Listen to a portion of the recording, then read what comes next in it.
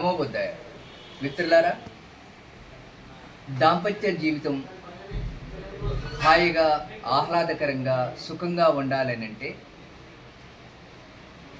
Sexual సమస్యల నుంచి పరిష్కారాన్ని పొందగలిగినప్పుడు సంసార జీవితం హాయిగా నడుస్తుంది.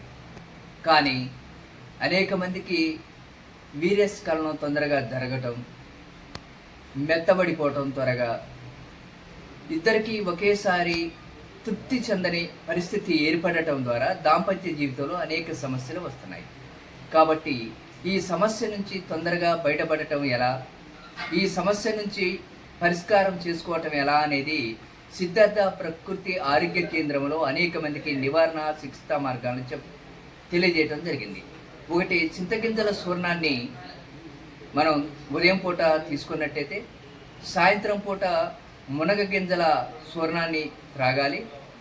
అలాగనే ప్రతిరోజు ఉదయం సాయంత్రం కొంచెం దాచిన చెక్కని నవ్వులుతూ ఉండాలి.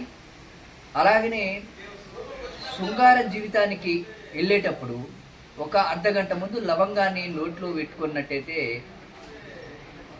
మనం వీర్యస్ఖలనం తొందరగా జరగకుండా ఉండటం, మెత్తబడకుండా ఉండటం, చాలా సంతృప్తికరమైనటువంటి పరిస్థితిని మనం అనుభవించవచ్చు అని తెలియజేస్తూ జై గురుదేవ్.